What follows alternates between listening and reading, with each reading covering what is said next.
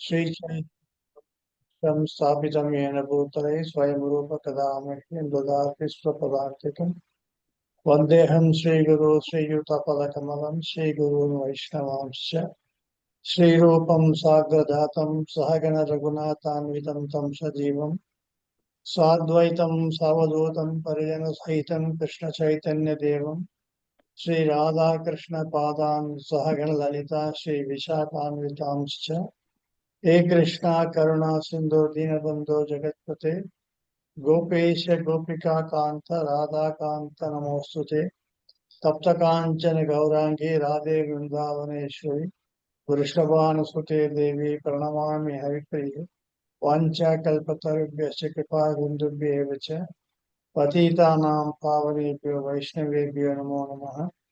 नमो विष्णुपदाय कृष्णपृष्ठाय भूतले श्रीमते भक्तिवेदांत स्वामिनीति नामिने नमस्ते सरस्वती देवे गौरवाणी प्रचारिणे निर्विशेष शून्यवादी पाश्चात्यदेशतारिणे जय श्री कृष्ण चैतन्य प्रभु नित्यानंद श्री अद्वैत गदाधर श्रीवासादि गौर भक्तवृंद हरे कृष्ण कृष्ण कृष्ण हरे हरे हरे राम राम राम हरे हरे नारायणं नमस्कृत्य नरं चैव नरोत्तमं दैवीं सरस्वतीं व्यासं ततो जयमुदीरयेत् नष्टप्रायेष्वपुत्रेषु नित्यं भागवत सेवया भगवती उत्तमश्लोके भक्तिर्भवति नैष्टिकी।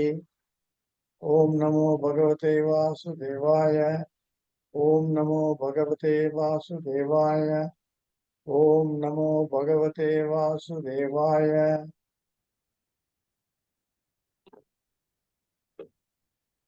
हरे कृष्णा हरे இன்னைக்கு कृष्ण प्रभु प्रणाम प्रभु हरे कृष्ण हरे कृष्णा இன்னைக்கு என்ன ஸ்லோகம் படிக்கணும் பிரபு? இன்னைக்கு பாகவதமா பகவத்கீதைங்களா பிரபு? பாகவதம் பாகவதம் ஓகே, தேங்க்யூ பிரபு. என்ன ஸ்லோகம் படிக்கணும் இன்னைக்கு அத்தியாயம் 25 பதம் 12 பிரபு. 12 பன்னெண்டா ஆமாங்க பிரபு. ஓகே மைத்ரேய உவாச்ச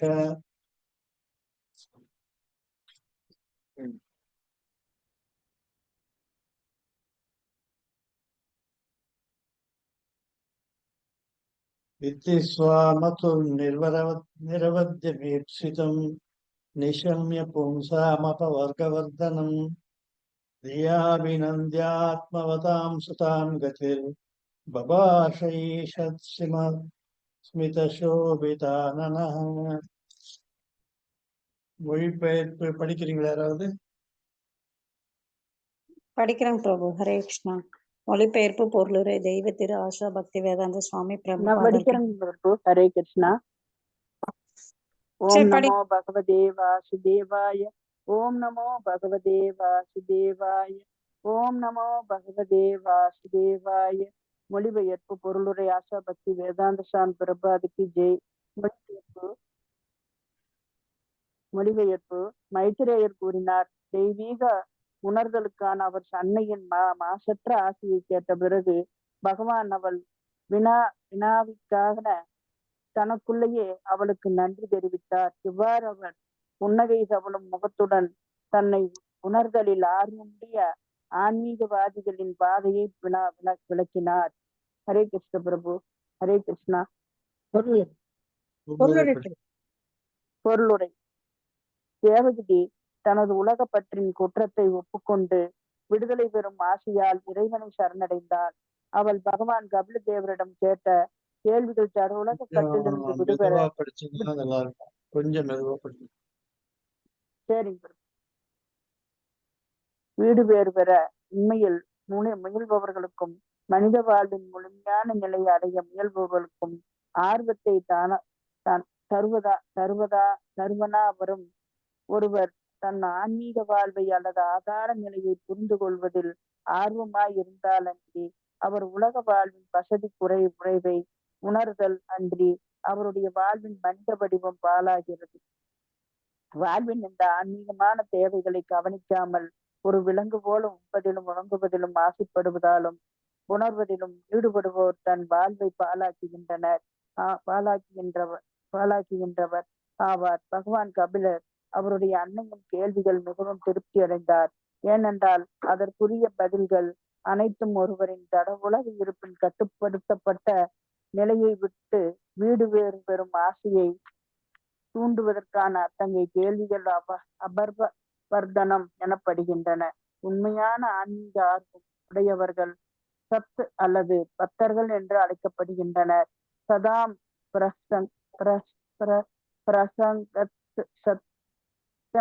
சத்து என்றால் நிலைத்து நிற்கக்கூடியது என்று பொருள். அசத் என்றால் நிலைத்து நிற்காதது என்று பொருள். ஒருவர் ஆன்மீக படிகரத்தில் அமைந்தால் அன்றி அவர் சத்து ஆக மாட்டார், அவர் அசத்து ஆவார். அசத்து நிலைத்து நில்லாத தளத்தில் நிற்கிறார். ஆனால் ஆன்மீக தளத்தில் நிற்கும் யாரும் நிலைத்து நிற்பவர் ஆத்மாவாக எல்லோருக்கும் நிலைத்து நிச்சயமாக இருக்கின்றனர். ஆனால் சத்து ஜட உலகை இருப்பிடமாக ஏற்றுக்கொண்டுள்ளனர். அதனால் அவர் கவலையில் மூழ்கியுள்ளார். அசத்து கிரகான் பொருளை அனுபவிக்கும் போலியான எண்ணம் உடைய ஆத்மாவின் மாறுபாடான நிலை ஆத்மா அசத்தாக இருப்பதற்கு காரணமாகும். உண்மையில் ஆத்மா அசத்தல்ல. ஒருவர் இந்த உண்மையை உணர்ந்து கிருஷ்ணரை பற்றி உணர்வை கொண்டவுடன் அவர் சத்து ஆகிறார். சதாம் கதி நிச்சயமானதன் பாதை வீடு வேறு பெற விரும்புபவர்களுக்கு ஆர்வத்தை தருவது. பகவான் கபிலர் அந்த வழிமுறைகளை குறித்து பேச ஆரம்பித்தார். ஹரே கிருஷ்ண பிரபு. ஹரே கிருஷ்ணா. இதுல தேவஹூதி தன்னுடைய உண்மை நிலை பகவானை பற்றியும் தன்னுடைய உண்மை நிலையை பற்றியும் அறிந்து கொள்வதற்கு மிகவும் ஆவலுடன் இருந்தார்.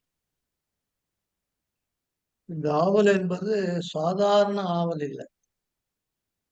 நம் பௌதிக பொருள்கள் மீது ஆசைப்படும் பொழுது நமக்கு ஏற்படக்கூடிய ஆசை அது சிற்றின்பத்தை நோக்கியது. ஆனா தேவஹூதியினுடைய ஆசை இது கடல் போன்றது. ஏன் அப்படி சொல்லப்படுது அப்படின்னா, எல்லா பௌதீக ஆசைகளையும் பல கோடி ஜன்மங்களில் அனுபவித்த பிறகே ஒருவருக்கு ஆன்மீகத்தை உணர வேண்டும் என்கிற ஆசை உருவாகும். அதனால இது சாதாரண ஆசை கிடையாது. பௌதீக ஆசைகள் என்பது அது ஒரு எள் என்றால் இது கடல். அவ்வளவு உயர்ந்த தன்மையை உடையது. இந்த ஆசை எப்பேற்பட்டதுன்னா, எப்படியாவது நம்ம இதை பகவானை பற்றிய இந்த ஞானத்தை பெற வேண்டும் என்று சதா அவர்களுடைய எண்ணத்தில் இது இருந்து கொண்டே இருக்கும். அப்பேற்பட்ட ஆசை ஒரு ஜீவாத்மாவை உயர்த்தக்கூடிய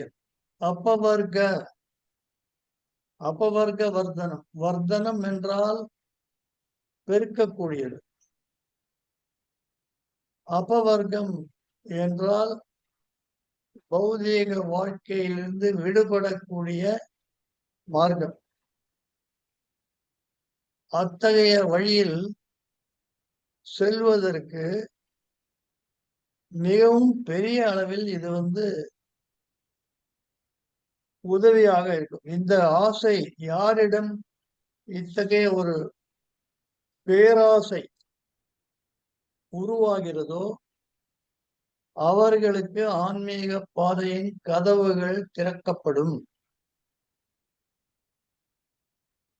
இவ்வாறான ஆசை ஒருவரிடம் வளரவில்லை என்றால் அவருக்கு நம்ம எவ்வளவு போதனைகள் செய்தாலும் சாஸ்திரங்களை எடுத்து கூறினாலும் அவர்கள் அதை ஏற்றுக்கொள்ள முடியாது. சோ ஸ்ரத்தா என்பது எல்லாருக்கும் கிடைச்சிடும். அது விலை கொடுத்து வாங்க முடியாது, விலை மதிக்க முடியாதது. பல கோடி ஜென்மங்களுக்கு அப்புறம் ஒருவருக்கு கிடைக்கக்கூடிய பொக்கிஷம். யாருக்கெல்லாம் இந்த பகவத் பக்தியில் நம்பிக்கை உண்டாகி இருக்கிறதோ அவர்களை விட பாக்கியசாலிகள் வேறு யாரும் இருக்க முடியாது. அதனாலதான் பிரம்மாண்ட பிரமிதே குண பாக்கியவான் ஜீவ குரு கிருஷ்ண பிரசாதே பாயான் பக்தி லதா பீஜா என்று கவிராஜ் பாடுகிறார். தேவஹூதியிடம் இத்தகைய பேராசை ஆவல் உருவானதை கண்டு மைத்ரேயர் மிகவும் மகிழ்ச்சி அடைந்தார். எந்த ஒரு ஜீவாத்மா இந்த பௌதீக வாழ்க்கையின் பிடியிலிருந்து விடுபட்டு பகவானை நோக்கி செல்ல விரும்புகிறதோ அத்தகையவரை பார்த்தவுடன் தூய பக்தர்களுக்கு அளவில்லாத மகிழ்ச்சி உண்டாகும். பக்தர்கள் தான் மட்டும் பகவானிடம் சென்று பகவானுடைய நித்திய சேவையில் இருக்க வேண்டும் என்பதை விரும்புவதில்லை. மற்ற மனிதர்களும் இந்த உலகத்தின் துன்பங்களிலிருந்து விடுபட்டு நிரந்தரமான பகவானுடைய சேவையில் ஈடுபட்டு நிரந்தரமான ஆனந்தத்தை அனுபவிக்க வேண்டும் என்று விரும்புபவர்களே தூய பக்தர்கள். நரசிம்மதேவ் பிரகலாதனிடம் உனக்கு என்ன வரம் வேண்டும் என்று கேட்ட பொழுது பிரகலாதன் என்ன கூறினார்? மற்ற கட்டுண்ட ஆத்மாக்கள் இந்த உலகத்தில் துன்பப்படுகின்றன, அவர்களையும் விடுவிக்க வேண்டும். அதுதான் பிரகலாதனுடைய ஆசை. அதே போல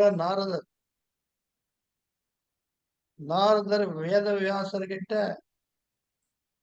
நீங்க இவ்வளவு சாஸ்திரங்கள், இவ்வளவு வேதங்கள், இவ்வளவு புராணங்கள், இதிகாசங்கள், பிரம்மசூத்திரம் எல்லாம் எழுதி என்ன பிரயோஜனம்?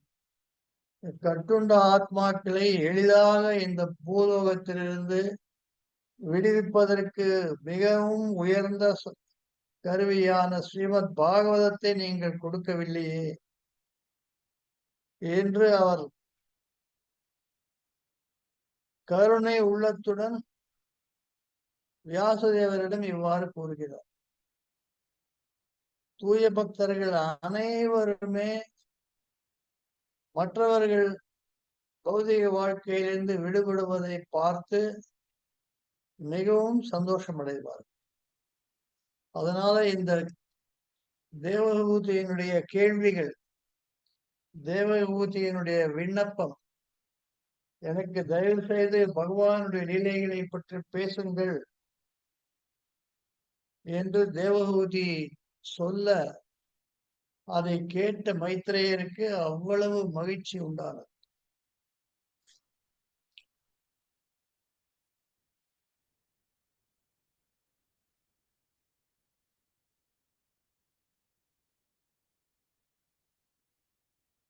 இத்தகைய ஆவல் ஒருவருக்கு எழவில்லை என்றால் அவருடைய மனித வாழ்க்கை கெட்டு போகிறது, பிரயோஜனம் இல்லாம போயிடும். பிறந்ததிலிருந்து சாகும் வரை இவ்வளவு துன்பங்கள், மிகவும் ஆபத்தான சூழ்நிலைகள், பலவிதமான போராட்டங்கள் அனைத்தையும் கடந்து ஒருவன் வாழ்க்கையை வாழ்ந்து 80 வருடமோ 90 வருடமோ எவ்வளவு காலம் இந்த பூலோகத்தில் படாத அவஸ்தைகளை பட்டு இந்த உடலை விட்டு உயிர் போவதற்கு முன்பு ஒருவருக்கு இந்த ஆவல் உண்டாகவில்லை என்றால் அவர் வாழ்க்கை முழுவதும் வீணாக போகிறது. அதனால இந்த பௌதீக வாழ்க்கை என்பது அசத். அசத் என்றால் பொய், சத் என்றால் உண்மை. பகவானும் பகவானுடைய உலகமும் பகவானுடைய புகழும் பகவானுடைய பக்தர்களும் பகவானுடைய சேவையும் பகவானுடைய நாமமும் பகவானுடைய சக்திகளும் இவைகள் அனைத்தும் சத். பகவானை சம்பந்தப்படுத்தாத அனைத்துமே அசத்.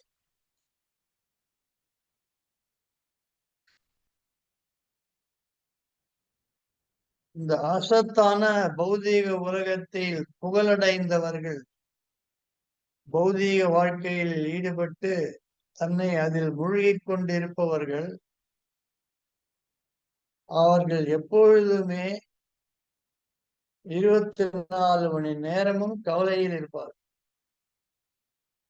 பௌதீக வாழ்க்கையினுடைய தன்மையே ஒருவனை கவலைக்குள் உட்படுத்துவது.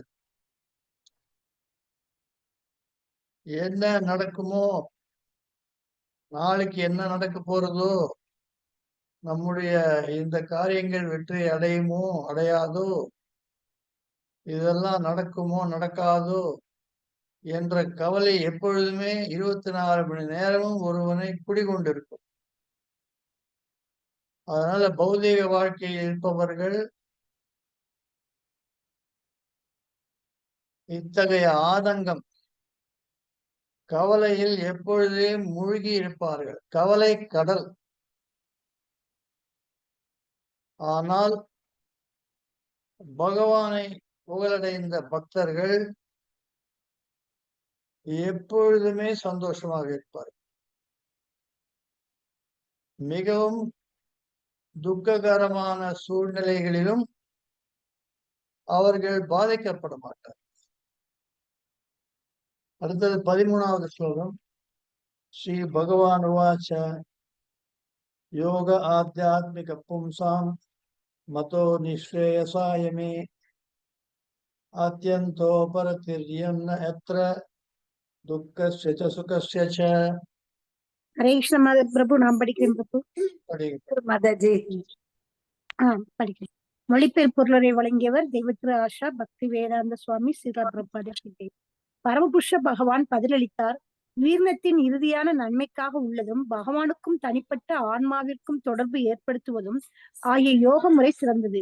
இவ்வுலகில் இன்பம் துன்பம் இவற்றிலிருந்து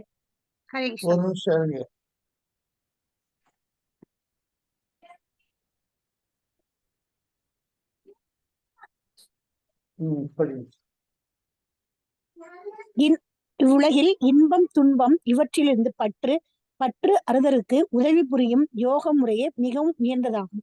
பொருளுரை படிக்க பிரபு. பொருளுரை. இந்த உலகில் எல்லாரும் உலகில் இன்பம் பெற முயற்சி செய்கின்றனர்.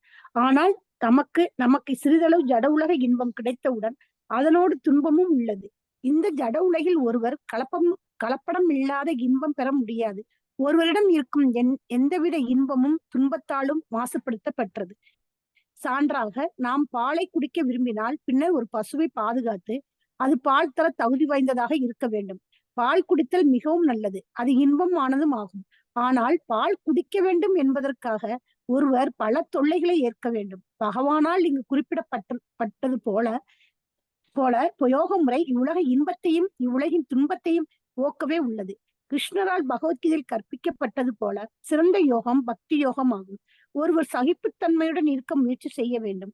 ஜட உலக இன்பம் அல்லது துன்பத்தால் தொல்லை அடைதல் கூடாது என்று பகவத்கீதையில் குறிப்பிடப்பட்டுள்ளது. ஜட உலக இன்பத்தால் தான் தொல்லைக்கு ஆளாவதில்லை என்று கூறலாம். ஆனால் ஒருவர் ஜட உலக இன்பம் எனப்படுவதை அனுபவித்த பின்னர் ஜட உலக துன்பமும் பின்தொடரும் என்பது அவருக்கு தெரியாது. இதுவே இவ்வுலகின் சட்டமாகும். யோக முறை ஆத்மாவின் விஞ்ஞானம் என்று பகவான் கபிலர் குறிப்பிடுகிறார். ஒருவர் ஆன்மீக படித்தரத்தில் முழுமை அடைவதற்காக யோக பயிற்சி செய்கிறார். ஜட உலக இன்பம் அல்லது துன்பம் பற்றிய கேள்வியே இல்லை. அது தெய்வீகமானது. அது எவ்வாறு எல்லாம் காலம் கடந்த தெய்வீகமானது என்பது குறித்து பகவான் கபிலர் விளக்குவார். ஆனால் தொடக்க நிலை அறிமுகம் இங்கு தரப்படுகிறது. ஹரேஷ்ணா பிரபு. தேங்க்யூ பிரபு.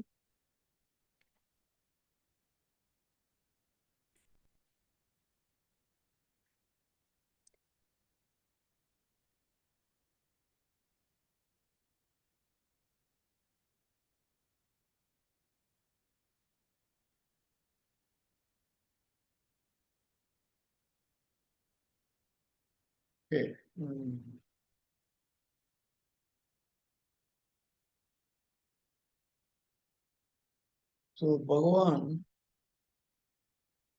தேவமூர்த்தியிடம் பின்வருமாறு உபதேசம் செய்தார். பகவானை பற்றியும் ஆத்மாவை பற்றியும் சம்பந்தப்பட்ட ஞானத்தை அடையும் முறை இதுதான் மனித வாழ்க்கையில் ரொம்ப முக்கியமான லட்சியமாக இருக்க வேண்டும். இந்த ஞானத்தை அடைவதன் மூலம் ஒருவருடைய பௌதீக வாழ்க்கையின் சுகதுக்கங்கள் முடிவுக்கு வரும். பௌதீக வாழ்க்கையின் துக்கங்களை அதிலிருந்து விடுபடுவதற்கு ஒரே வழி பகவானுக்கும் நமக்கும் உள்ள இந்த உறவை பற்றிய ஞானத்தை அடைவது. அது அடையும் முறை யோகா என்று சொல்லப்படுவது. அதாவது ஜீவாத்மாவுக்கும் பகவானுக்கும் உள்ள தொடர்பை ஏற்படுத்துவது. அதற்கு பெயர் யோகா. கர்ம யோகா, ஞான யோகா, அஷ்டாங்க யோகா, பக்தி யோகா, ஹட யோகா, எல்லா யோகா முறைகளுமே இந்த லட்சியத்தை அடையக்கூடிய பல்வேறு வழிமுறைகள்.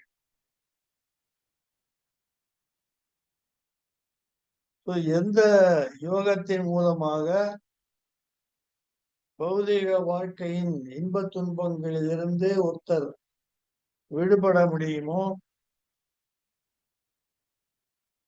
அதுதான் மிகவும் உயர்ந்த யோகா முறை. அது சாங்கிய யோகம் அல்லது பக்தி யோகம் என்று கூறப்படுகிறது. கபிலர் உபதேசிக்கக்கூடியதற்கு சாங்கிய யோகம் என்று பெயர். அந்த சாங்கிய யோகம் என்பதும் பக்தி யோகம் என்பதும் இரண்டும் ஒன்று.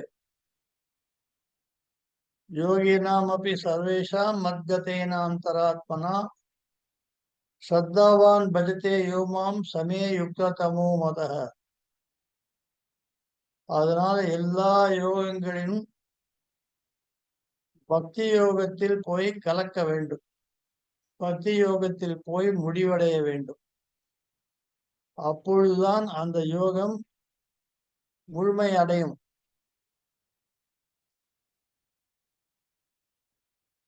பௌதீக உலகத்தில நம்ம தேடக்கூடிய இன்பம், பௌதீக வாழ்க்கை என்பது சுக பிரவிற்த்தி, துக்க நிவிருத்தி.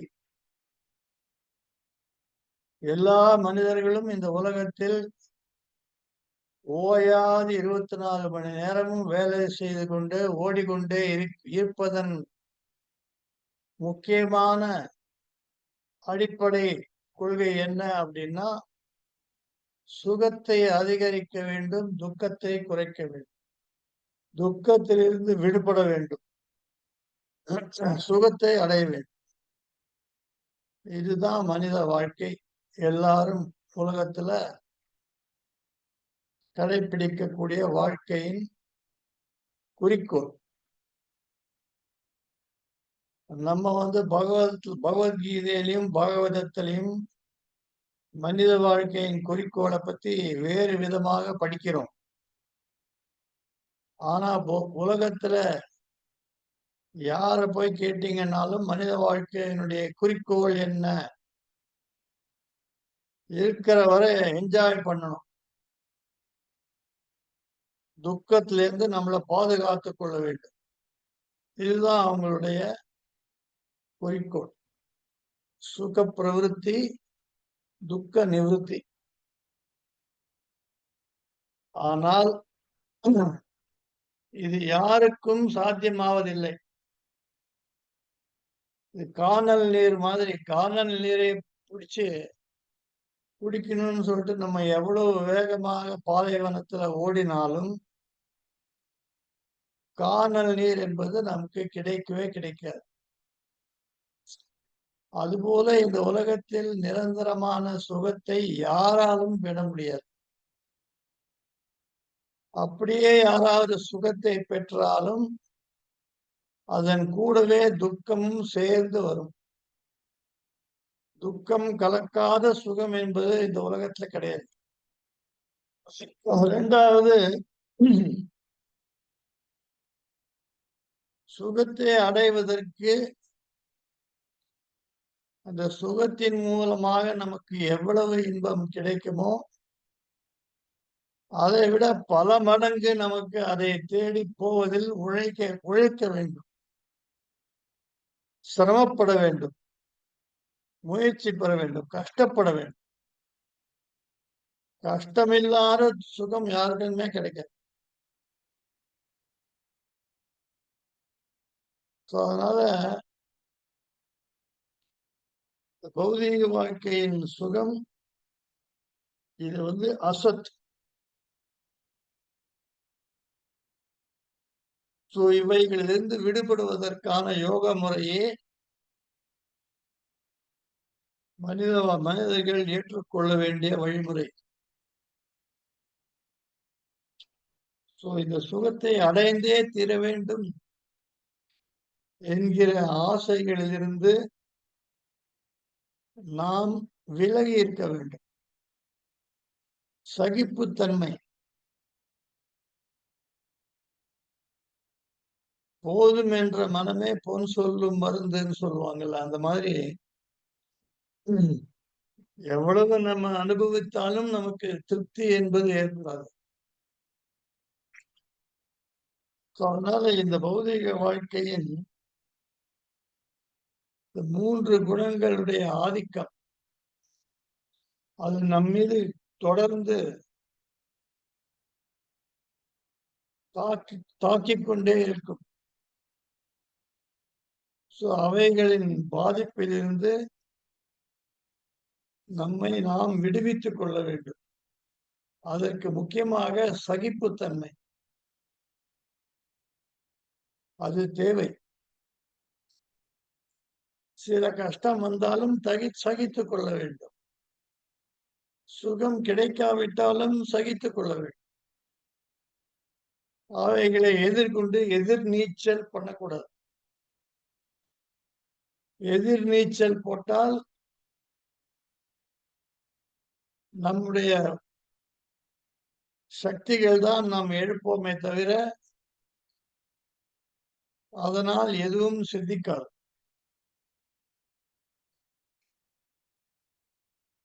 பதினாலாவது ஸ்லோகம். தமிமம் தே பிரபக்ஷ்யாமி யமவோச்சம் புராணகே ரிஷீனாம் ஸ்ரோத காமானாம் யோகம் சர்வாங்க நைபுணம். பரேக்ஷா பிரபு, பிரணாம். மொழிபெயர்ப்பு. ஓ மிகுந்த பக்தியுள்ள அன்னையே, நான் முற்காலத்தில் சிறந்த முனிவர்களுக்கு விளக்கிய அந்த பழமையான யோக முறையை இப்போது உங்களுக்கு விளக்குவேன். அது எல்லா விதத்திலும் பயனுடையதும் செயல்முறை சார்ந்ததும் ஆகும். பொருளுரை. பகவான் யோகத்தினை புதியதாக உருவாக்கவில்லை. சில சமயம் யாரேனும் ஒருவர் பகவானின் அவதாரம் ஆகிவிட்டார், பரம சத்தியத்தின் புதிய சமய நோக்கை விவரமாக கூறுகிறார் என்று கருதப்படுகிறது. ஆனால் கபில முனிவர் பகவானாகவே இருந்த போதிலும் தனது அன்னைக்காக புதிய கோட்பாட்டையே உருவாக்கும் தகுதி படைத்தவராய் இருந்தும் நான் அந்த பழமையான முறையை அதை பற்றி அறிய ஆவலுடன் இருந்த சிறந்த முனிவர்களுக்கு விளக்கியதையே இப்போது உங்களுக்கு விளக்குவேன் என்று கூறியதை இங்கு நாம் அறிகிறோம். வேத நூல்களில் ஏற்கனவே மிகச்சிறந்த முறையை நாம் வைத்து கொண்டிருக்கும் பொழுது அப்பாவி மக்களை தவறான வழியில் அழைத்து செல்ல புதிய முறையை திட்டமிடுவதற்கு எந்த அவசியமும் இல்லை. தற்போது தரமான முறையை மறுத்துவிட்டு யோகத்தின் புதிதாக கண்டுபிடிக்கப்பட்ட முறை என்ற பெயரில் போலியான ஒன்றை தருவது நாகரிகம் வழக்கமாகிவிட்டது. ஹரே கிருஷ்ணா. இந்த ஆன்மீக பாதையில் ஆர்வம் யாருக்காவது ஏற்பட்டாலும் அவர்களை திசை திருப்புவதற்காக மாயாதேவி பல முறைகளை கையாளுகிறாள். ஆன்மீக வாழ்க்கையில அவ்வளவு ஈஸியா ஒருத்தர் நுழைஞ்சிட முடியாது. பல சோதனைகளை கடந்துதான் ஒருவர் ஆன்மீக வாழ்க்கையை மேற்கொள்ள முடியும். இந்த நம்பிக்கை அல்லது ஆவல் இது மட்டும் இருந்தா போராது. நமக்கு தூய பக்தர்களுடைய சங்கமும் கிடைக்க வேண்டும். அது இல்லாட்டி நம்மை தவறான வழிகளில் நடத்துவதற்கு பல பேர் காத்திருக்கிறார்கள். ஆன்மீக பாதை என்பது பல தவறான வழிமுறைகளை மக்கள் ஏற்றுக்கொண்டு அதன் மூலமாக அவர்கள் பயனற்று போகிறார்கள். அதனால சரியான வழிமுறை என்பது பரம்பரை மூலமாக, குரு பரம்பரை மூலமாக எந்தவித மாற்றமும் இல்லாமல் நமக்கு அளிக்கப்படுவது. மாம்பழம் மரத்துல இருந்து கீழே விழுந்ததுன்னா அது அடிபட்டு கெட்டு போகும், அல்லது வேற ஏதாவது கிளையில அடிபட்டதுனாலும் கெட்டு போகும், பறவைகள் வாய் வச்சாலும் கெட்டு போகும்.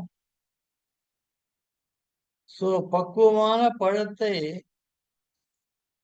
பத்திரமாக பறித்து கூடையில வச்சு அதை கீழே கொண்டு வந்து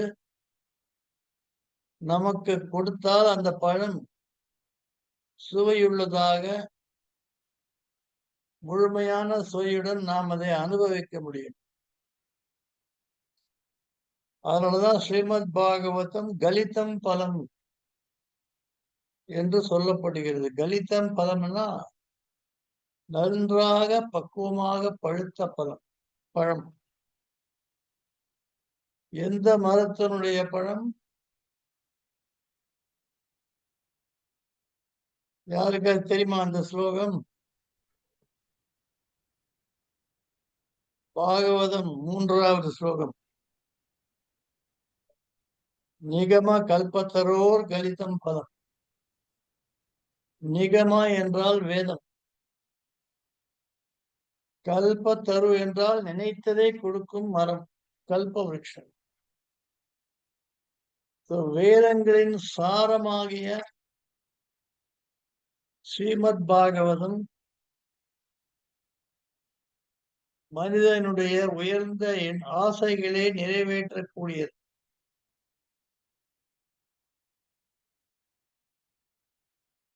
இதனுடைய சாரத்தை நாம் குரு சீட பரம்பரையின் மூலமாக, தூய பக்தர்களின் மூலமாக பருகினால் அதன் சுவையை நாம் முழுமையாக அடைய முடியும்.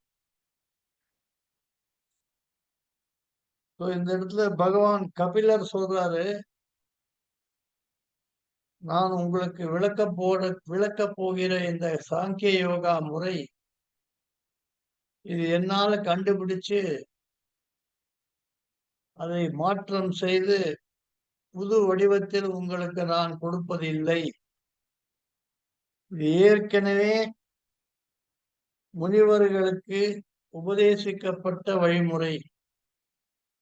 அதில் எந்தவித மாற்றமும் இல்லாமல் நான் உங்களுக்கு அதை உபதேசிக்கிறேன்.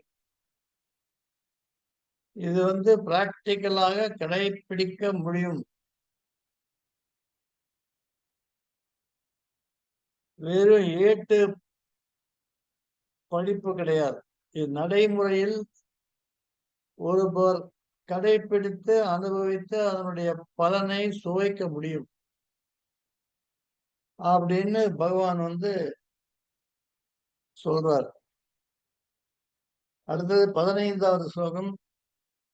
செய்த கல்வசிய பந்தாய முக்தயே சாத்மனோ மதம் குணேஷு சக்தம் பந்தாப்ய ரதம் வா பும்சி முக்தயே.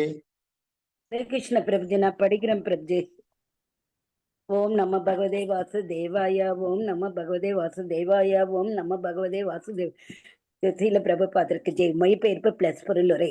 ஜடை உலகின் இயற்கையின் 3 குணங்களாக வாழ்வனை வட்டி உணர்வு கவரப்பட்டால் அந்நிலை கட்டுப்பாடான வாழ்வு எனப்படும். ஆனால் அதே உணர்வு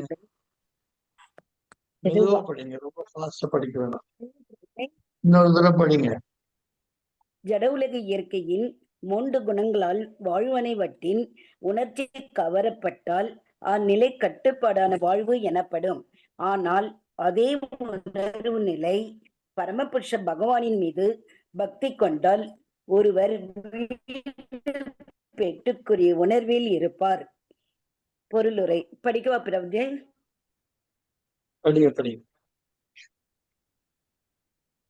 கிருஷ்ண உணர்வு நிலைக்கும் மாயையின் உணர்வு நிலை இயற்கையின் 3 ஜட உலக குணங்களின் பிடிப்பில் ஈடுபட்டுள்ளது.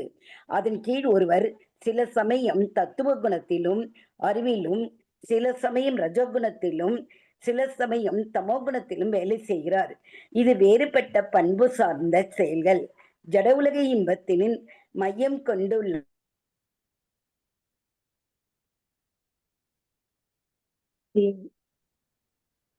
பிரேக் ஆகி வருது. கேட்கவே இல்லைங்க கீதா மாதாஜி. கேட்கல மாதாஜி. ஹரே கிருஷ்ணா. அல்லது ஒருவர் கிருஷ்ண உணர்வு சிந்தனையில் இருந்தால் அவர் வீடு பெட்டுக்கான வழியில் இருக்கிறார் என்று கூறலாம். ஹரே கிருஷ்ணா பிரபுஜி. தேங்க்யூ. படிச்சதே ஒண்ணும் புரியல, கேட்கவே இல்லை, பாதி தெரியவே இல்லை. ஐயா, கிருஷ்ண உணர்வு நிலைக்கும் பொருள் திரும்ப படிக்கவா மாதாஜி? இருங்க அவர்கிட்ட என்ன சொல்றாரு. உணர்வு நிலைக்கும் மாயையின் உணர்வு நிலைக்கும் இடையில் ஒரு தனித்தன்மை உள்ளது. குணேஷா அல்லது மாயையின் உணர்வு நிலை இயற்கையின் 3 ஜட உலக குணங்களின் பிடிப்பில் ஈடுபட்டுள்ளது. அதன் கீழ் ஒருவர் சில சமயம் தத்துவ குணத்திலும் அறிவிலும், சில சமயம் ரஜோகுணத்திலும், சில சமயம் தமோ குணத்திலும் வேலை செய்கிறார். இந்த வேறுபட்ட பண்பு சார்ந்த செயல்கள் ஜட உலக இன்பத்தினை மையம் கொண்டுள்ளதால் ஒருவர் கட்டுப்பாடான வாழ்வுக்கு அவையே காரணமாகின்றன. அதே சேதா அல்லது உணர்வு நிலை பரமபுருஷ பகவானிடம் கிருஷ்ணரிடம் செலுத்தப்பட்டால் அல்லது ஒருவர் கிருஷ்ண சிந்தனையில் இருந்தால் அவர் வீடு பேட்டுக்கான வழியில் இருக்கிறார் என்று கூறலாம். ஓகேவா மாதாஜி? தேங்க்யூ மாதாஜி. ஹரே கிருஷ்ணா. நம்ம முந்தைய ஸ்லோகத்துல படிச்சது சுகம் துக்கம் இவைகளின் தாக்கத்தினால் ஒருவர் வாழ்நாள் முழுவதும் இந்த பௌதிக வாழ்க்கையில் முழுமையாக ஈடுபட்டு கடைசியில அவர் எதையும் அடைவது கிடையாது. வாழ்நாள் முழுவதும் ஓட்டம். கடைசியில வாழ்நாள் முடியும் போது எங்கேயும் போறதில்லை. இருக்கிற இடத்துல இருந்துகிட்டு ஒருத்தன் எப்படி நாய்க்கு வேலை இல்லை நிக்க நேரம் இல்லைங்கிறாங்களோ அந்த மாதிரி பௌதிக வாழ்க்கையில எல்லாரும் பிஸி. ஆனா யாரும் எதையும் அடைவதில்லை. கடைசியில என்ன எஞ்சியது? புலம்பலோடுதான். சாகும்போது ஐயோ இப்படி போயிருச்சே, வாழ்க்கை முழுதும் என்னையே தெரியாம இப்படியே ஓடி போயிடுச்சு நாட்கள் அப்படின்னு நினைச்சு வருத்தப்பட வேண்டியதுதான். அதுதான் மிச்சம். ஆகையினால இந்த மனிதன் இந்த பௌதிக உலகத்தில் கட்டி போடப்படுகிறான். செயல் இழந்து. வேணும்னு யாரும் செய்யறது கிடையாது. எல்லாருக்கும் விழிப்புணர்வுடன் இருந்து முன்னேற்றம் அடைய வேண்டும் என்கிற ஆசை இருக்கு. இருந்தாலும் மாயையினுடைய சக்தியை வென்று போரிட்டு அதிலிருந்து மீள்வது என்பது மிகவும் இமயமலை போன்றது. யாராலையும் மாயையை வெல்ல முடியாது. அத்தகைய சக்தி படைத்தது மாயை. சோ இந்த சுக துக்கங்கள் என்ற அனுபவங்களின் மூலமாக மனிதனை இந்த உலகத்தில் கட்டி போடுகிறது.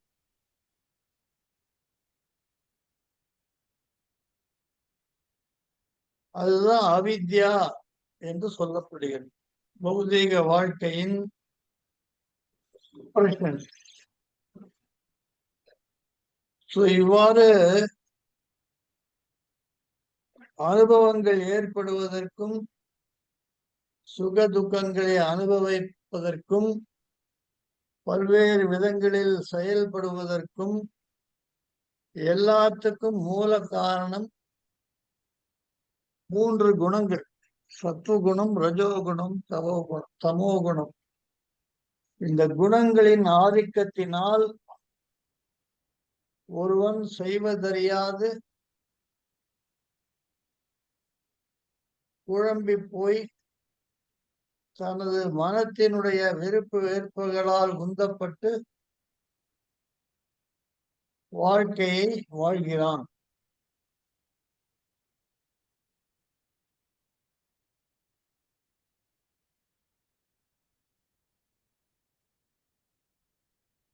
இதுதான் வாழ்க்கையினுடைய கட்டுண்ட நிலைக்கு முக்கியமான காரணம். 16வது ஸ்லோகம். அகம் மமாபிமானோத்தைஹி காமலோபாதி விர்பலைஹி வீதம் யதா மன சுத்தம் அதுக்க வசுகம் சமம். ஹரே கிருஷ்ணா. சரி, படிங்க மாதாஜி, படிங்க. ஹரே கிருஷ்ணா. மொழிபெயர். இந்த உடம்பினை ஒருவர் தவறாக புரிந்து கொள்வதற்கு ஏதுவாகிய நான் எனும் அகங்காரம், காமம், பேராசை ஆகிய மாசுகளில் இருந்து முழுதும் உடலை தூய்மையாக்கும் போது ஒருவர் மனம் தூய்மையடைகிறது. அந்த தூய நிலையில் உலகியல் இன்பம், துன்பம் எனப்படும் நிலையின் எல்லையை கடந்து மேம்பாடு அடைகிறார். பொருளுரை. காமம், லோபம் இவை உலக வாழ்வின் அடையாளங்கள் ஆகும். எல்லோரும் எப்போதும் சிலவற்றை உடைமைகளாக கொள்ள விரும்புகிறார்கள். ஆசையும் பேராசையும் ஒருவர் தனது உடலுக்கு தவறான முக்கியத்துவம் கொடுக்கும் போது உருவாகுபவை ஆகும் என்று இங்கு குறிப்பிடப்பட்டுள்ளது. ஒருவர் இந்த மாசிலிருந்து விடுபடும் பொழுது தன் பழைய மூல நிலையை அடைகின்றனர். மனமும் உணர்வும் மற்றும் உயிரினமும் இவ்வுலகில் உள்ளன. எப்பொழுதும் நாம் உயிரினம் பற்றி பேசினாலும் அது மனத்தையும் உணர்வையும் உள்ளடக்கியது ஆகும். கட்டுப்படுத்தப்பட்ட வாழ்வுக்கும் விடுதலை பெற்ற வாழ்வுக்கும் இடையில் உள்ள வேறுபாடு நம் மனத்தையும் உணர்வையும் தூய்மைப்படுத்தும் பொழுது ஏற்படுகிறது. அவை தூய்மை அடையும் பொழுது ஒருவர் ஜட உலக இன்பம், துன்பம் ஆகிய எல்லையை கடந்து மேம்படுகிறார். தொடக்கத்தில் முழுமையான யோகம் ஒருவரை ஜட உலக இன்ப துன்பத்தின் நிலையினை கடக்கச் செய்கிறது என்று கபில முனிவர் கூறினார். அது எவ்வாறு செய்ய முடியும் என்பது இங்கு விளக்கப்பட்டுள்ளது. ஒருவர் தன் மனத்தையும் உணர்வையும் தூய்மைப்படுத்த வேண்டும். இதை பக்தி யோகத்தால் செய்ய முடியும். நாரத பஞ்சாத்திரத்தில் விளக்கப்பட்டுள்ள போல் ஒருவருடைய மனமும் புலன்களும் தூய்மைப்படுத்தப்பட வேண்டும். தத் பரத்வேன நிர்மலம். ஒருவருடைய புலன்கள் பகவானுடைய பக்தி தொண்டில் ஈடுபடுத்தல் வேண்டும். அதுவே முறையாகும். மனம் எதிலாவது ஈடுபட வேண்டும். ஒருவர் மனத்தை காலியாக வைத்திருக்க முடியாது. ஆம், மனத்தை காலியாக அல்லது வெற்றிடமாக வைக்க சில முட்டாள்தனமான முறைகள் முயற்சிக்கப்படுகின்றன. ஆனால் அது இயலாதது. மனத்தை தூய்மைப்படுத்தும் ஒரே முறை அதை கிருஷ்ணரிடம் ஈடுபடுத்தல் ஆகும். மனம் ஈடுபட வேண்டும். நம் மனத்தை கிருஷ்ணரிடம் ஈடுபடுத்தினால் இயற்கையாகவே உணர்வு முழுதும் தூய்மை அடைகிறது. உலக ஆசை, பேராசை நம் சிந்தனையில் நுழைவதற்கு வாய்ப்பே இல்லை. ஹரே கிருஷ்ணா. தேங்க்யூ பிரபு. ஹரே கிருஷ்ணா.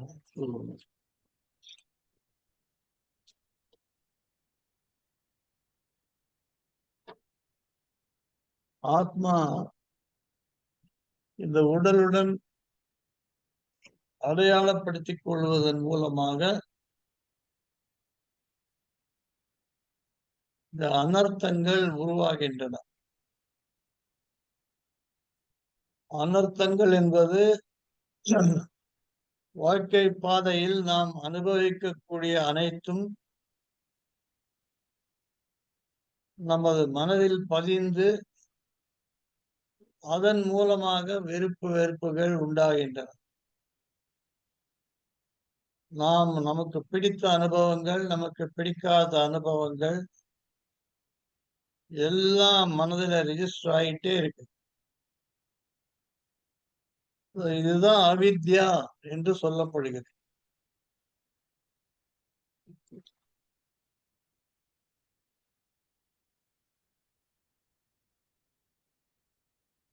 இதன் மூலமாக உருவாவதுதான் காமம். காமம் ஆசைகள்.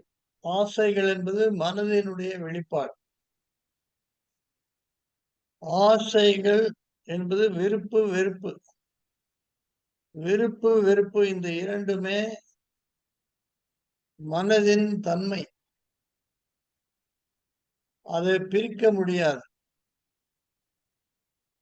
எப்பொழுதுமே ஏதாவது ஒன்றின் மீது பற்று உண்டாகும், அல்லது ஏதாவது ஒரு வஸ்துவின் மீதும் நமக்கு வெறுப்பு உண்டாகும்.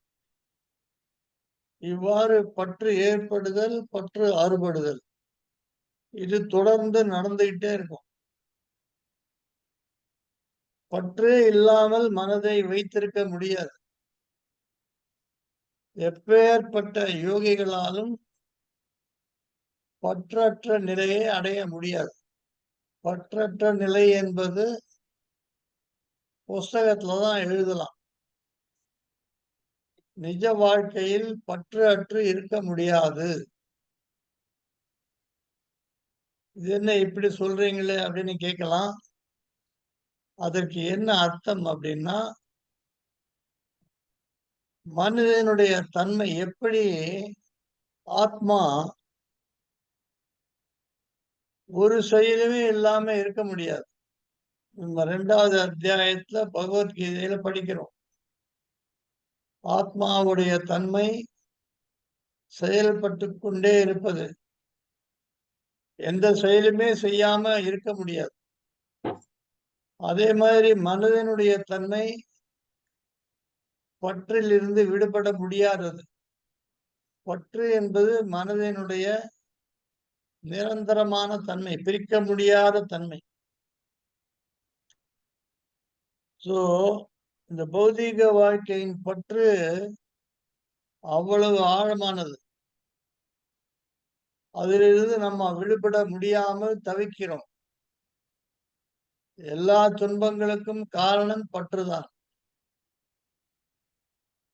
பற்றுக பற்றற்றான் பற்றை, அப்பற்றை பற்றுக பற்று விடற்கு.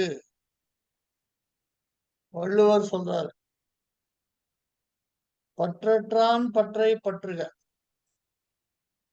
பற்றற்றான் அப்படின்னா பகவான் ஒருத்தர் தான் பற்று இல்லாமல் இருக்க முடியும். பற்று இல்லாம இருக்க முடியாது, யாராலும் இருக்க முடியாது. பகவான் ஒருத்தராலதான் சிறிதளவும் பற்று இல்லாமல் அவர் ஆத்மாராமா என்று அழைக்கப்படுகிறார். இத்தனை உலகங்களை படைத்தும் அவைகளை அழிக்கும் பொழுது அவருக்கு ஒரு சிறிதளவு கூட வருத்தம் கிடையாது.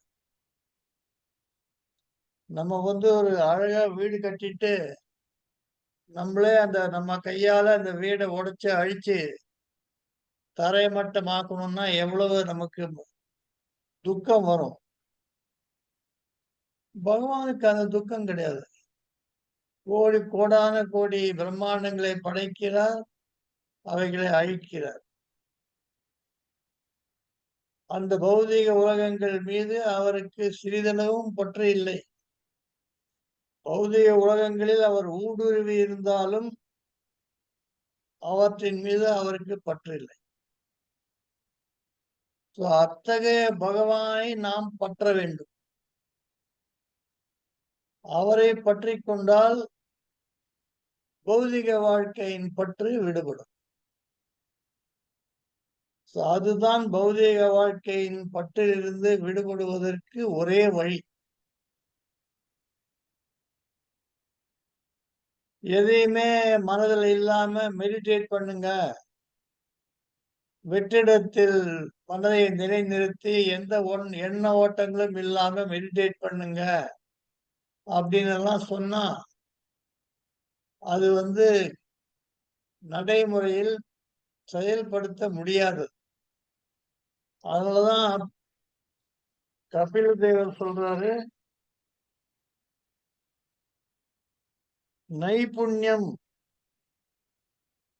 நைபுண்யம்னா நடைமுறையில் இதை எளிதாக கடைபிடிக்க முடியும். அத்தகைய யோகத்தை நான் உங்களுக்கு உபதேசிக்கிறேன். கடைபிடிக்க முடியாத ஒன்றை பகவான் சொல்லவில்லை. கீதையிலும் அதைத்தான் சொல்றாரு, சுசுகம் கர்த்தும் அவ்யயம். கீதையில் நான் சொல்லக்கூடிய உபதேசங்களை எளிதாக கடைபிடிக்க முடியும்.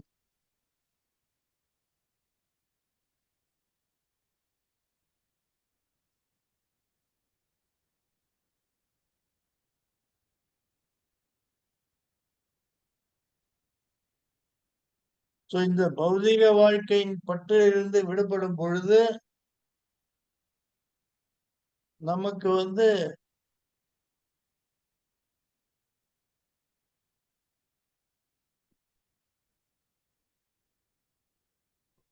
ஆன்மா முழுமையான சந்தோஷத்தை அடையக்கூடிய வாய்ப்பு இருக்கு. பகவானுடைய பற்றில் இருக்கும் பொழுது ஆன்மா முழுமையான சந்தோஷத்தை அனுபவிக்கும்.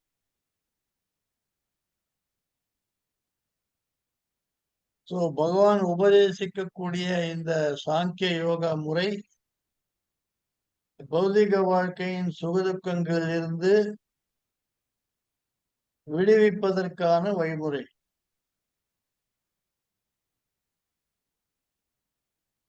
இதுதான் பக்தி யோகம்.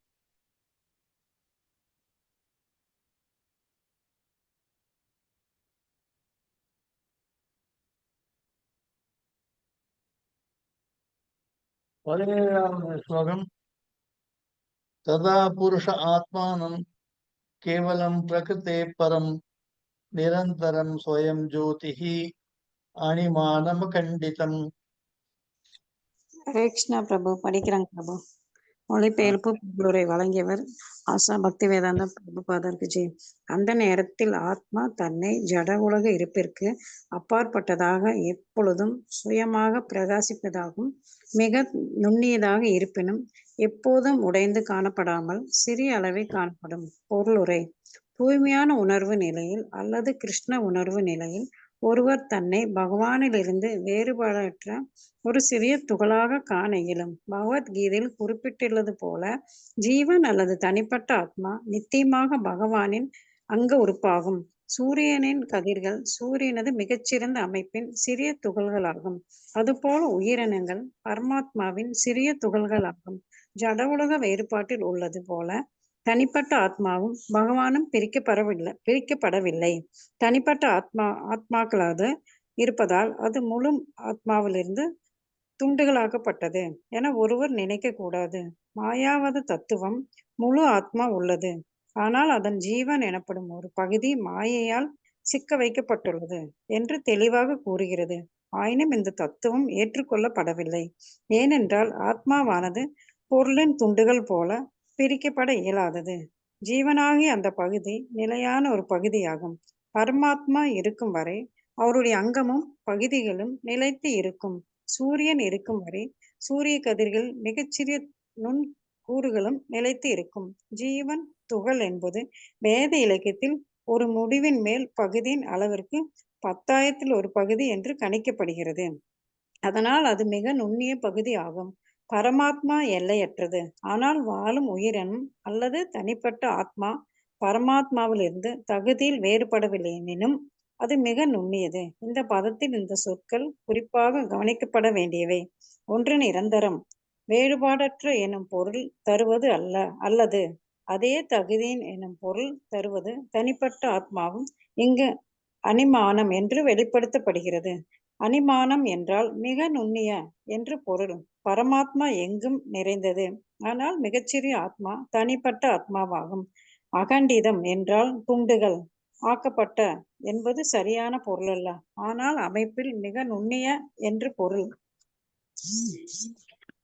யாராலும் சூரியனிலிருந்து சூரிய ஒளியின் மிகச்சிறிய நுண்கூறுகளை பிரிக்க இயலாது. ஆனால் அதே சமயத்தில் சூரிய ஒளியின் மிகச்சிறிய நுண்கூறு சூரியனைப் போல் விரிந்தது அல்ல. அதுபோல வாழும் உயிரினம் அதோடைய அமைப்பு நிலையால் பரமாத்மாவையும் போன்றே தகுதியால் சமமானது. ஆனால் பரிமாணத்தில் அது மிகவும் நுண்ணியது. ஹரே கிருஷ்ணா பிரபு. நன்றி பிரபு. ஹரே கிருஷ்ணா. ஹரே கிருஷ்ணா.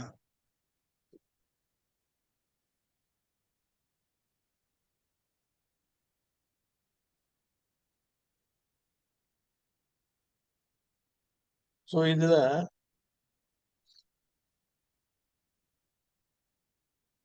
இந்த பௌதீக பந்தங்களிலிருந்து பௌதீக தொடர்பிலிருந்து விடுவித்த நிலையில் ஆத்மாவை ஒருவர் பார்க்க முடியும். தன்னுணர்வை அடைதல், செல்ஃப் ரியலைசேஷன் அப்படின்னா அத்தகைய மனிதர் பௌதீக வாழ்க்கையிலிருந்து விடுபட்டவர். அவரால் தான் ஆத்மாவை பார்க்க முடியும்.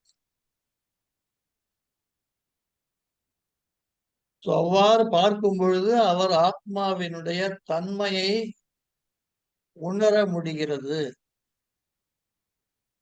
ஆத்மா என்பது எப்படி சூரியனுடைய ஒளியினுடைய கதிர்கள் சூரியனிடமிருந்து வேறுபட்டதாகவும் இருக்கு, அதே சமயத்திலே சூரியனுடைய அங்கமாகவும் இருக்கிறது. அதுபோல ஜீவாத்மாக்கள் பகவானுடைய அம்சம், அதே சமயத்துல பகவானிடமிருந்து வேறுபட்டவை. விபின்னாம்ச என்று, விபின்ன என்றால் வேறுபட்டவை, சுவாம்சா என்றால் வேற்றுமை இல்லை. பகவானுடைய விஷ்ணு ரூபங்கள் அனைத்தும் சுவாம்சா, பகவானுடைய சுயமான விரிவாக்கம். ஆனா ஜீவாத்மாக்கள் விபின்னாம்சா, பகவானிடத்திலிருந்து வேறுபட்டவை. அதனாலதான் அதுக்கு தடஸ்த சக்தி என்று பெயர். விஷ்ணு தத்துவங்கள் எல்லாம் அந்தரங்க சக்தியின் கீழ் வருகிறது.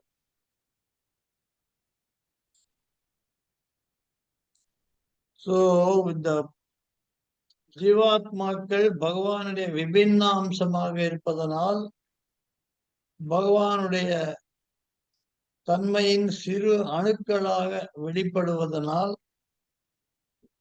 அது மாயையினால எளிதாக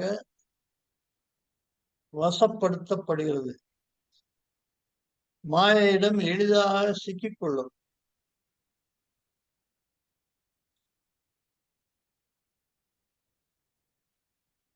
இருந்தாலும் இந்த ஜீவாத்மாக்கள் நிரந்தர தன்மை உடையதால்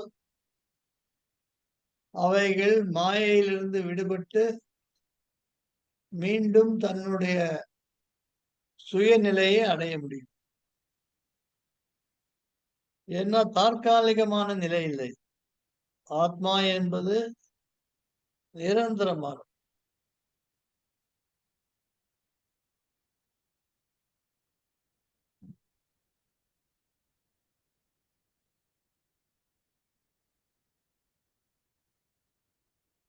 ஓகே, ஏதாவது கேள்விகள் இருக்கா?